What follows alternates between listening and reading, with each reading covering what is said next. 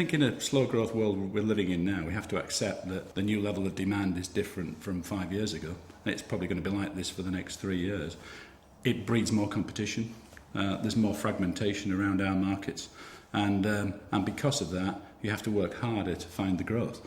So, for example, for Croda, a lot of our business model is around innovation. So we have to keep the innovation developing at pace, and we have to understand our customers much more than we've ever done, because their need is so important that we have to satisfy that to develop the growth.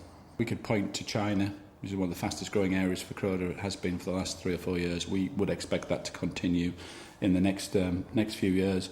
But also we can point to India, Indonesia in Asia, some of the fastest growing areas of the world for Croda, and also South Africa, Brazil, Mexico. And part of Croda's strategy has been to make sure that we invest in research and development in these markets. So we put small laboratories in a lot of those countries I've just mentioned, and a lot of that is to try and capture that local demand and get that customer intimacy, so we're connected more with the local customers there.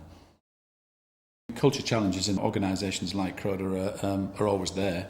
I think one of the big challenges we have is scale. Is when we grow and we get bigger, how do we keep the culture that we've already got and harness that in a more positive way? It's easy to break cultures if you're not careful, and that tends to come from acquisitions more than anything else, or fast organic growth. I think culture is one thing, but the values sit above that in my mind, and we have to make the right judgment calls on things, and we have to be down to earth, family spirited, and innovate like crazy. And I think when you go around and touch the organisation broadly, you do see that everywhere you go. Challenge in 5 years' time as we're bigger, will you see that? And that's something that occupies a lot of my mind. But as long as we keep our departments relatively small, so we're breaking the company down all the time into micro businesses, then I think we stand probably the best chance of protecting that culture. The purpose of an organisation. In Croda, it's pretty straightforward. To innovate and have fun is the overriding metric. I think underneath that, of course, the most important thing is that we're adding value to our customers. And what we mean by that in specialty chemicals terms is we offer our customers something different that they need and they want, but they can't get that from anybody else. And that's crucial to us. So it's one thing innovating, but if your customers don't want it, then you're wasting your time.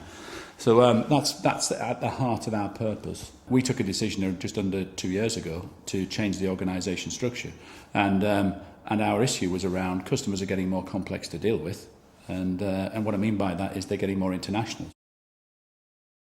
Digitalisation has transformed our industry.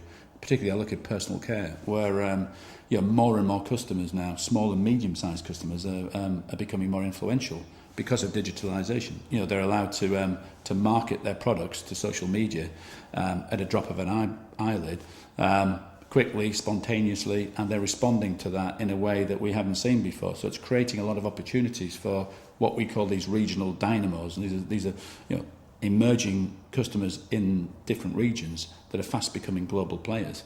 The customer digitalisation, marketing, sort of the whole framework around that is been quite interesting for us, because what it's driving is fragmentation and more niches in markets. And what that means for a supplier like Croda, a B2B supplier, is lots more projects.